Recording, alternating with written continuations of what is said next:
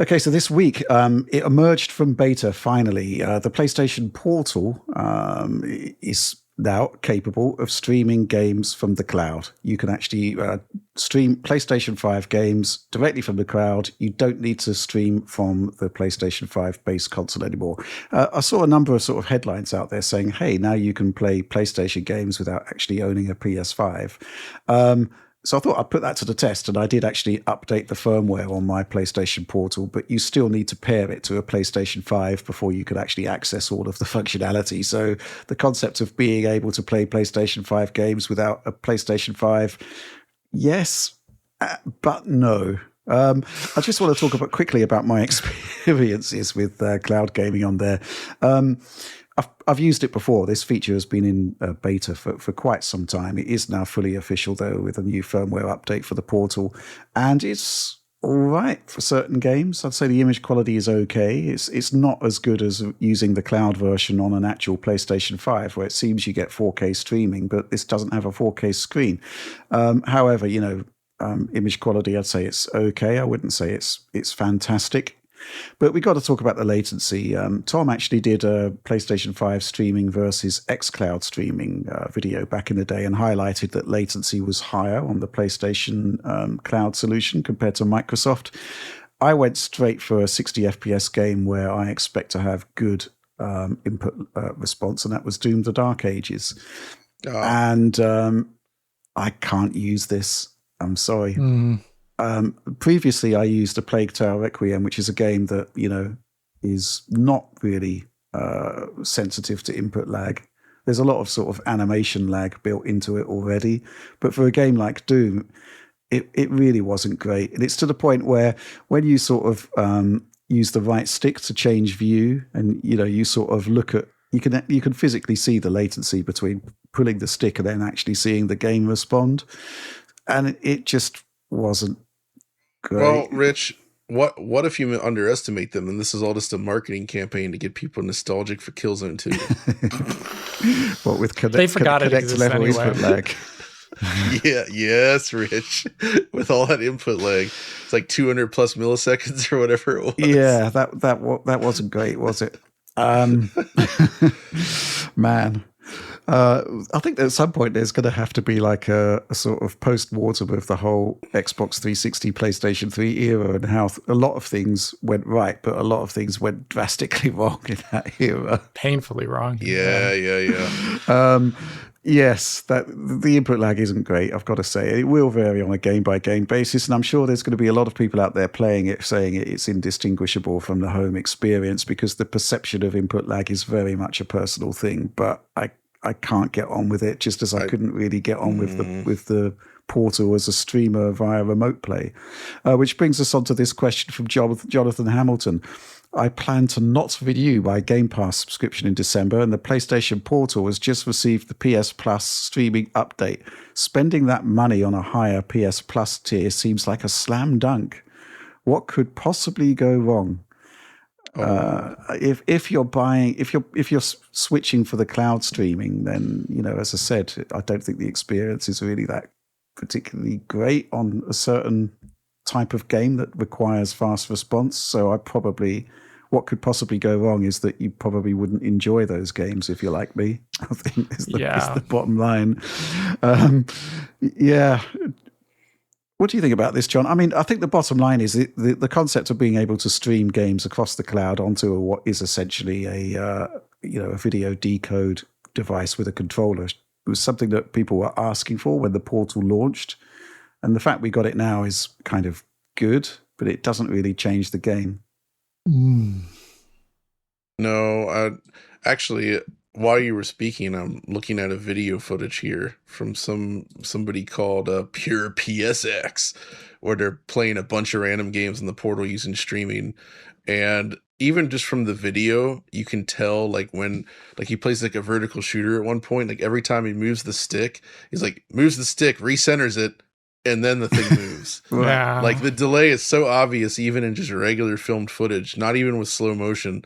I can just see it like right there. Same with he's put Mortal Kombat 1. Oh my goodness, Mortal Kombat with that much delay. And it's just like, what the heck, dude? Like, it's the image quality in the video feed from what I can tell. I mean, it's a video feed through a video feed, looks okay, but man, that input delay, and that's always the thing, right? It always feels like it's this battle between input lag and image quality, and like some solutions will give up image quality, get input lag under control, but then the game doesn't look smooth or it's very chunky, and then others will go better image quality, but then everything feels very sluggish. And I mean, you've seen the image quality directly, Rich. Like, is macro blocking and other issues? Is it readily apparent? Not so much. Is the frame rate actually smooth? Not so much. No, it's okay. I mean, if you're going to eyeball it in a sort of way that isn't actually playable, i.e., moving it right to your face, you can see that the stream isn't perfect. Sure, it's not pristine. But at normal viewing distances for a handheld, I'd say that the video quality is okay, but not exceptional. You stack it up against something like GeForce Now running on a Steam Deck, and it's a completely different ball game. In actual fact, Jonathan Hamilton, if streaming is the future for you, then a handheld using GeForce Now is probably it's probably better, honestly. I'm still not into streaming, obviously, but man, I did try GeForce Now on a handheld like that, and yeah, when you're playing on a smaller screen, I could not perceive that it wasn't just running natively. Yeah. Which is quite a magical thing, because it really feels like you're looking at this like super high end game running on a handheld, and it just looks like it's running on the handheld. Yeah. It's really, really, really impressive. Although I don't know how well it would work out in the field, so to speak, but on fast home Wi-Fi, it's quite impressive. Mm-hmm. Yeah, and the other thing about GeForce Now, this is turning into a GeForce Now advert, isn't it? But we did complain about the fact that the Steam Deck app only ran at 60 hertz, and that has been updated to support 90 on the OLED, which really is a fantastic upgrade there. So that's it's very, very cool. Yeah, I mean, did you see the stories this week about the additional symbols that have been found on PlayStation? Indeed. Yeah. Alex, what do you make of that? Because there does seem to be the implication that some sort of cross-buy solution is going to happen, which in theory would mean, well, it can surely only mean that if you own a PlayStation version of the game, you might automatically be getting the PC version, right? Yeah, but the PC version from where is the big question. Yeah. Steam. No, I don't think so.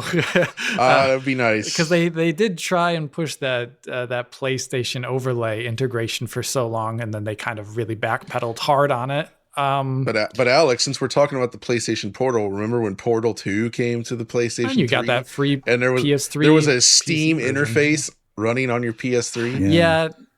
Kind of. I even think Gabe's embarrassed by that. But let's just say, well, the PS3 sucks. So that was a good version, though. Yeah, that was a good. It's 30, right? So it's all right. But it was good for the time. Yeah. But back on topic. The PS Triple. I don't like that console. But you can't just go back on topic after slinging the mud like that. Well, I gotta. Right. So because we got to talk. Right. So I was saying essentially, I think there might be actually a separate push in the future toward a own storefront for PlayStation games that gives you the access to kind of like the Play Anywhere program for Xbox. I don't know the exact purpose behind it, because their games are selling fine enough on Steam, I guess. I'm not sure who this would be for, the double purchase of the PC and the PS version. Me. There we go. I mean, I do play on PC and console, so yeah. But it's more like if it were to be locked, because I don't see this as being a thing where you get a Steam version of the key or a game like that. And I don't know many people who would want to then branch out their library further onto more storefronts, because I personally find it very annoying, other than GOG really. Where I do buy games still. I do try and keep everything into a Steam library because it's just easier, and offline mode, if I want it, is there. Same with GOG, but I distinctly doubt they would have an offline mode. And once again, another storefront, which a lot of people really don't like, and I also don't like that much. So I did see that. I do wonder what exactly it's going to end up being. If it does lead to another launch of a Sony-style storefront on the PC interface. I think that's probably what's going to happen because, you can't really use a PlayStation purchase to activate a Steam key. I don't think it's got to be a Sony store that would do it. And I think there are some key benefits on there. Whereas if you are predominantly a console user and then you buy a PC and, you've actually got a library of your games that, where you can move interchangeably in terms of save points between console and PC, I think that would be quite a good thing to do. And I think that's probably the route forward. I don't really see Sony moving to day and date on PC and console. So I think it would be the case of when the PC version eventually appears, as a PlayStation owner who owns the game, you could probably use the Sony PlayStation storefront on the PC to access that same game. And in theory, and I hope that would be the case, use the save system to swap between. But there's no reason why right now why that cross-save system couldn't actually be developed with the Steam versions or the Epic versions or whatever. I mean, we've seen it across a whole bunch of different games. Cyberpunk, I think practically all the Ubisoft games now support cross-save. I think that's a really compelling thing. But what do you think about that, John? Actually, you mentioned the cross-save. I saw somebody recently that was trying to. They got Star Wars Outlaws on the Switch and started playing through the Switch 2 version, and they're like, you know what? This is with the cross save. Let me go ahead and pick this up on PS5 as well, and they did it.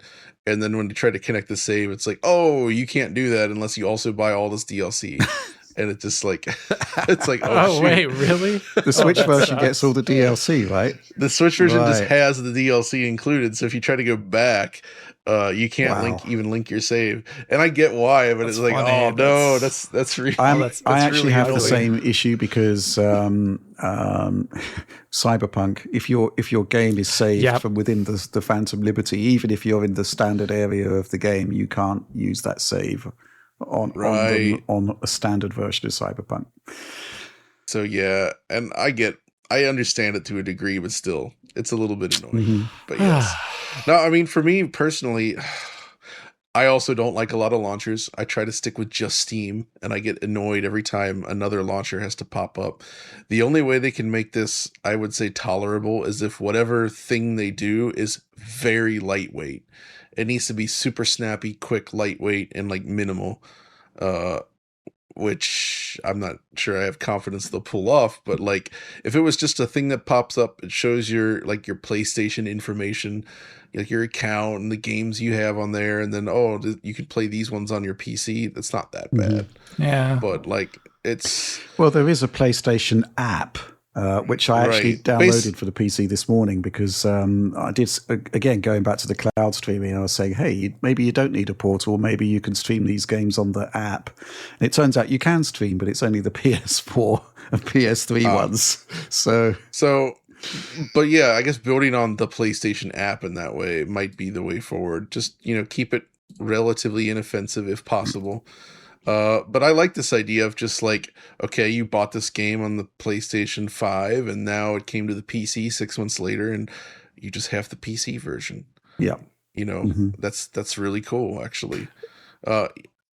It's better than not having it, right, Alex? Like, even if you don't get a Steam code, which I don't see how they could technically pull off. No, because Valve will want their money. Yeah, Valve ain't going to do that. This is not a bad option. Just like basically for somebody that plays on both consoles and PC, especially if you can get the cloud save, because there's definitely times for me, and I know others as well, that for me at least, I have my PC exclusively now on my monitors here. So when I want to do mouse and keyboard, I'm on the PC. If I want a gamepad, then I'm on the console back there, and I like to switch back and forth depending on mood or whatever. And I think I'm not alone on that. So I think we would actually find that a lot of people would appreciate this. Mm-hmm. Yeah, I think there's room for any niche use case. I would just be curious if they would then bring out a better DualSense support for PC regarding its wireless functions. It requires at the moment some wire stuff to get the haptics working, which I've always kind of not understood. because it's just wireless. But like if you go to any of the PS blogs for any of the games released, they always say experience the DualSense on your PC because it has explicit support. But then it always has like an asterisk saying like with wires, you know. But it's a bit weird. So I wonder if they would bring out a more fleshed out Bluetooth enabled driver for DualSense if they did end up pushing their own store and more PC stuff. I wonder, Alex, it should still work, but the way Bluetooth works, I think, on the PlayStation is that it essentially uses 2 Bluetooth channels simultaneously.